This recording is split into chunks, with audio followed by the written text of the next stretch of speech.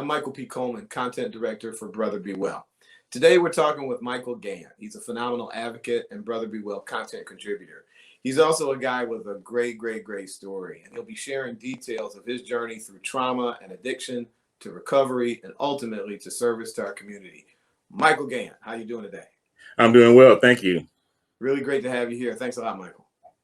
My pleasure. You know, last time around, we talked last time about your very early childhood and you know, a childhood that frankly, it could have been out of a Dickens novel, frankly, some of the things you had to deal with. But then as you entered into adolescence, it got even more intense. The result of the ACEs you dealt with as a child began to manifest themselves. You turned ultimately to alcohol. To kind of help you manage it. I want you to take us back to that period, if you could, and you're willing to talk about, you know, the decision you made to take that first drink, and then also, can you share with us? I can't imagine dealing with that at such a young age. You're only 17 years old, so talk a little bit about how you navigated that very dark period of your life. Well, I want to go back and address my ACEs experiences just briefly. I had a lot to do with what, you know, where I ended up, and it started basically when I was about 5 years old, being sexually abused by members of my family and our extended family, and I wasn't able to talk to anybody, not even my mom, who. Aside from that, I mean, I can bring up anything. I can talk to her about anything that come to mind. I couldn't talk to my dad. I mean, because, you know, I don't know why. I think it's just something that's innate in us that, you know, when you have these experiences that it's hard to go to another man and say, you know, I've had these experiences. So, you know, that just, I buried it. Basically, I buried these feelings. They came out from time to time, but for the most part, they're deep rooted. I have to admit, even now, they're deep rooted. You know, so that led into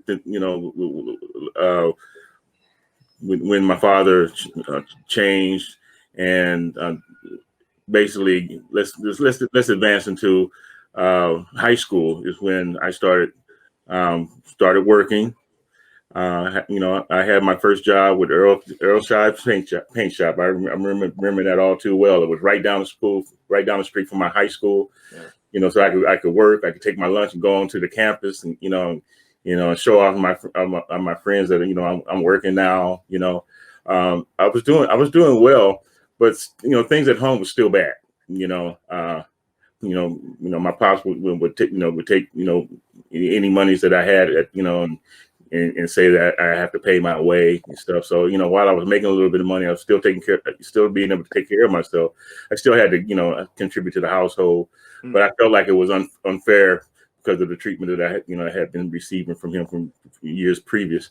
I finally decided that, you know, I needed to get away from there. I needed to get away from him. And that's when I decided that I'd go into the Army. You know, he was in the military as well. World War II vet, and with all the stories I heard, it was, you know, it was romantic. So off I went to the military. I stayed for 2.5 years, but I had a terrible time assimilating. Never really able to adjust to the to the authority figures.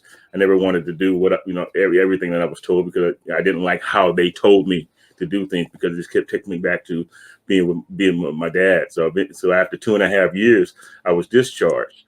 But I was lucky though, because they were trying to get me out on a dishonorable discharge, and I managed to talk my way into a general under honorable conditions. So I came out, and I still had benefits and things. Mm-hmm. So with that, you know, I was able to go out and get jobs. But I went for jobs that I wasn't qualified for. I got a job with Bank of America, and did terribly at this job. Matter of fact, I was such a bad employee that I caused the supervisor to have a breakdown. Oh, wow. Wow. So, you know, when I found that out, then of course, you know, I knew I couldn't stay with that job. So I left that job, and I started bouncing around from job to job. Just wasn't finding my footing anywhere. Eventually, I went back to Washington State, where I had gotten out of the Army. I had some friends there who was helping some other friends move to New York. So we all got into a U-Haul, moved this family to New York, and I stayed there for about a year until I was told by my mom, the lady who became my mom after Zenobia died. She told me I needed to come home because my dad was deathly ill. When I got back, he had recovered miraculously. So now I'm back. I've given up a good job opportunity in New York to come back, and so I just take whatever job I could find. Interesting enough, though, I went back to Bank of America and got rehired by a person that hired me the first time. Oh wow! And they fired me, and and I got them to rehire me, and I stayed with that job for about 6 months till I got fired again. It got to the point where I was just bouncing around. I couldn't get my footing, and I didn't know what should I be doing. So I went back to the Army. It's the thing that I knew best. But this time I decided that I was going to make a success out of it. Mm-hmm. I told them what I wanted to do. I wanted to be in administration because I was poor in administration in a previous job. I wanted to go in and learn all I could learn and be the best I could be doing that job. And I did. I was very successful doing that job. It was the proudest moment of my life. I did that for 15 years. But of course, in later years, I was still suffering from thoughts and haunts of my past, and I did started drinking. I had been drinking socially prior to that, but it didn't got to the point where I started drinking every day. I couldn't be off to myself and not have a drink. I mean, I had to buy a bottle every night to go home and be prepared to drink myself to almost a stupor. But I prepared myself. I stopped, get ready for the next day. I'd actually take measures to get ready for the next day and get up 5 o'clock in the next morning and go to work, and nobody would be the wiser. I actually got out of the Army before anybody even realized that I had a problem. Wow. We've talked about your addiction to alcohol, Mykel. We've talked about your pivots back and forth between jobs and back and forth to the armed services. Somewhere along that way, you became acquainted with crack cocaine. Can you talk about, as you've described this story, you had the deck stacked against you with all of those things that were impeding your success and your progress, but then you're introduced to crack. Talk about that and how that may have, I'm assuming, set you back a little bit. Well, I was still in the Army when I got introduced to crack. I can remember it was actually 1988. I'd met someone who introduced me to it, and of course, when it comes to drugs, highly addictive drugs, especially, I found that I was chasing that first high. And of course, later in life, I heard that I heard that story over and over and over. That high, that first high is so euphoric that you try to find that each and every time. Wow. And the thing about it is you never could. You can never reach that same euphoria, but you keep trying. So the one thing that was good about that is because I knew people that got so into it that they lost jobs, houses, cars, families. That never happened to me. I made sure I paid my bills first. Every time I get paid, it wasn't crack every single day. It was like on paydays. Like I said, make sure the bills were paid, and I had a lot of amount of money that I would spend on it. And after that, it was done.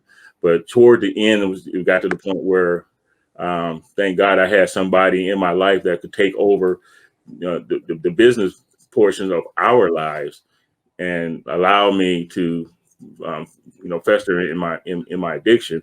It wasn't like they were allowing me to. It was just that they knew that this was going to happen, and they had to take things over to make sure that we progressed as best we could. That everything was paid for, rent, car notes, all that stuff, and I didn't have to worry about any of that. It finally got to a point where I got tired of the crack.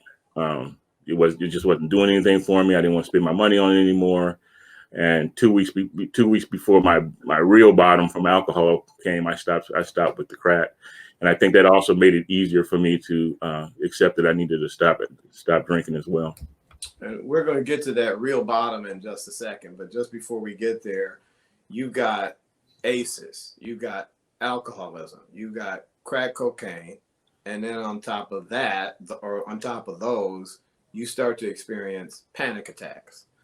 Can you take us back to that? And I'm wondering, looking back on that, did you see yourself developing an anxiety condition? Did you see it, kind of in the distance coming, or did it just kind of hit you like a ton of bricks by surprise? No, I didn't see any symptoms or any evidence of any symptoms. It was really all of a sudden. I was driving home from work. Thank God I was at a stoplight, and all of a sudden I couldn't breathe. I felt a tightening in my chest, and I was wondering.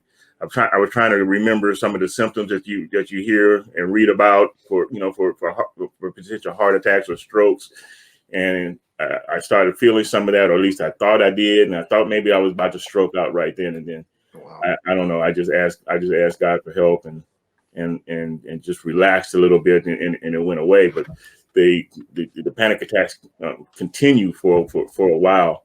To this day, I really don't know what was my trigger for the panic attacks. It was because it wasn't always the same type of environment that I was in. The first time I was by myself. Other times I was in social situations. So, I had a panic attack at a baseball game. So when I finally found out that along with panic attacks, I was also developing social anxiety. So. Which I suffer from today. No, but I didn't have any idea that this was going to happen. But it just started. The anxiety just started progressing. I had already started with being depressed, but I didn't know for what reasons. There were times in my life with the things that was going on around me in my household that I didn't like. And I think that might have led to some of these anxieties. Yeah. Well, you've got all of that, and we're almost out of the woods in a way, but you gotta, they say people have to hit rock bottom. You hit 8 rock bottoms, if you'll pardon that turn of a phrase. You woke up from a drinking experience, and there were 8 empty bottles of alcohol lying there. Personally, I'm a social drinker. I know what 8 shots would do to me. So when I read 8 bottles, I originally thought that was a typo. You woke up to 8 empty bottles of alcohol. Can you take us back to that night and how you finally made a decision to say, okay, we're done. I got to take care of this. Well, I can remember very well because I had started a practice, earlier on, where I knew that, toward the end of my workday, I started thinking about, picking up my bottle on the way home. So then of course I was talking about fifths, and then I finally decided that, what I'm going to do, I'm going to go to the store and I'm just going to buy a small bottle, and that's going to be it for the night. And this particular night was the same way. I started off with what I call the little small personal bottle, of alcohol. And I took it home, and I went into a blackout. Wow. That I know for a fact, because I don't know when I would actually had to have left the house more than once to go out and keep getting these bottles. Nobody was bringing them to me. We didn't have. You don't remember coming and going. No, I don't. Wow. And I think when I asked my wife, who was my fiance then, when we talk about it, she would say that she never saw me come and go. I don't know how I managed to do that, but I mean, you're in a blackout, but obviously you're still able to function. You just don't know what's going on. So I woke up that next morning, and I looked up and I saw a bottle on the nightstand. I looked and I just looked in the windowsill. There was a bottle there, and I I crawled out of the bed, and there were bottles under the bed. And it was like, I don't know. I don't even know how I woke up. Wow. Well, I couldn't be happier that you woke up, Mykel, and you've also walked us right up to that turning point for you. You entered a recovery program soon after that, and we're going to get into that in our next episode of this conversation. Thank you, Mykel Gayent, for sharing your story so poignantly and so transparently. Really appreciate it. You're welcome. Thank you very much. I want to encourage you. You've been watching this and you've seen or heard something that intrigued you. Go to our website, mentalhealthca.org. You can get updated on Brother Be Well. You can even subscribe to our free magazine. Again, that's mentalhealthca.org. Again, Mykel Gayent, content contributor. Thank you, sir. We'll talk to you in a little bit. Thank you, Mykel. And my name is Mykel P. Coleman, content director for Brother Be Well. Until next time, I want to encourage you to take good care of yourself and somebody else. Bye-bye.